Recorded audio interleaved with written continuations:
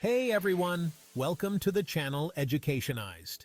Today, we're diving into one of the most fascinating topics in science, psychology. Have you ever wondered why people behave the way they do? Why you think the way you think? Or how our minds shape our actions? Well, psychology has the answers to all these questions and more. So, let's get started. So, what exactly is psychology? At its core, psychology is the scientific study of the mind and behavior. It explores everything from how our brains function to why we feel emotions like happiness, anger, or fear. But it doesn't stop there. Psychology also looks at how we interact with others, how we grow and develop over time, and even how we learn and make decisions. In simple terms, psychology is about understanding what makes us human. To understand how psychology became what it is today, let's take a quick trip through history. People have been curious about the mind for thousands of years. Ancient philosophers like Plato and Aristotle debated topics such as memory, dreams, and mental health. But psychology as we know it today is actually a pretty young science. It all really began in the late 19th century with Wilhelm Wundt, who is often called the father of modern psychology. In 1879, Wundt set up the first ever psychology lab in Germany, marking the beginning of psychology as a formal scientific discipline. From that point on, psychology evolved rapidly, branching out into different fields and perspectives, which brings us to where we are now, an incredibly diverse science that touches every aspect of our lives. So, what's the goal of psychology? Psychologists have four main objectives when it comes to studying the mind and behavior. First, they want to describe what's happening. This means observing and noting behavior without necessarily trying to explain it yet. For example, why do people smile when they're happy? Simple descriptions like these are the starting point. Next, psychologists aim to explain why certain behaviors occur. This is where theories come in. For example, why do people sometimes experience stage fright before public speaking? The third goal is to predict how people will behave in certain situations. For instance, once we understand why people experience stage fright, we can predict that someone might get nervous before a big presentation. And finally, psychologists aim to control or influence behavior in positive ways. Think about therapy. Psychologists help people manage anxiety, depression, or phobias, essentially giving them the tools to take control of their mental health. So in a nutshell, describe, explain, predict, and control, that's the roadmap for psychology. Now that we have a sense of what psychology is and what it aims to do, let's talk about the many different branches of psychology. You see, the human mind is incredibly complex, so psychologists have divided the field into several specialized areas. Let's go over a few of the most important ones. Let's start with a field many of you might have heard of: clinical psychology.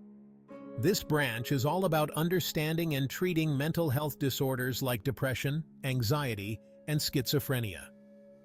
Clinical psychologists work in hospitals, private practices, and counseling centers, helping people overcome emotional difficulties and lead healthier, more fulfilling lives. You've probably heard of therapies like cognitive behavioral therapy, or CBT, or psychoanalysis. These are techniques used by clinical psychologists to treat patients. Next up is cognitive psychology, which focuses on how we think. It studies mental processes like memory, perception, problem-solving, and decision-making. Why do you remember some things but forget others? How do you learn new skills? Cognitive psychologists dive into these questions.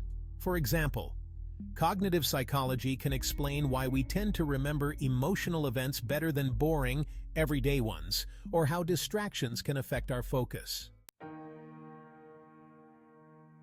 3. Developmental psychology. Then we have developmental psychology. This branch studies how humans grow and change throughout their lives, physically, emotionally, and intellectually. It looks at everything from early childhood development to aging in older adults. One of the key figures in developmental psychology is Jean Piaget, who proposed stages of cognitive development in children. Think about how a toddler learns to walk, talk, and eventually understand more abstract concepts like time and space. Developmental psychologists study these changes. 4. Social psychology. Another exciting field is social psychology. Have you ever wondered why people act differently in groups compared to when they're alone? Or why social media can have such a powerful effect on our behavior? That's the kind of thing social psychologists study. They examine how our thoughts, feelings, and behaviors are influenced by the people around us. Social psychology can explain phenomena like peer pressure, conformity, and even things like groupthink, where a group of people might make poor decisions because they want to avoid conflict. We also have biological psychology, sometimes called neuroscience. This branch explores how the brain and nervous system influence behavior. In other words, it looks at the biological roots of our thoughts, emotions, and actions. Scientists in this field use techniques like brain scans to study how different areas of the brain work and how brain damage can affect behavior. For example, biological psychology has taught us a lot about how neurotransmitters, like dopamine and serotonin, affect mood and behavior. That's why medications like antidepressants are often used to treat mental health issues. Now let's talk about industrial organizational psychology. This one focuses on behavior in the workplace. It looks at how to make businesses more productive, how to improve employee satisfaction, and how to develop better leadership within organizations. Have you ever wondered why some work environments are super motivating and others feel stressful? Industrial organizational psychologists study these factors to help companies create healthier, more efficient workplaces. And last but not least, we have educational psychology. This field is all about understanding how people learn. Educational psychologists work to improve teaching methods, design curricula, and even help students with learning disabilities.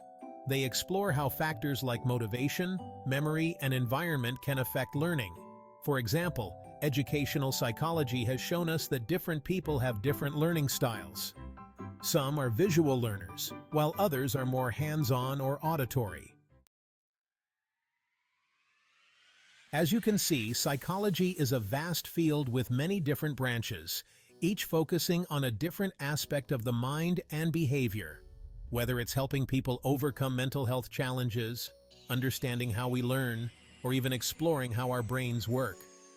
Psychology touches every part of our lives. And that's just the beginning. In the next videos, we'll dive deeper into each of these branches and explore the fascinating theories and research that drive psychology forward.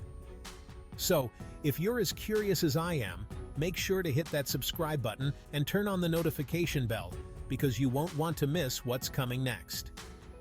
Thanks for watching.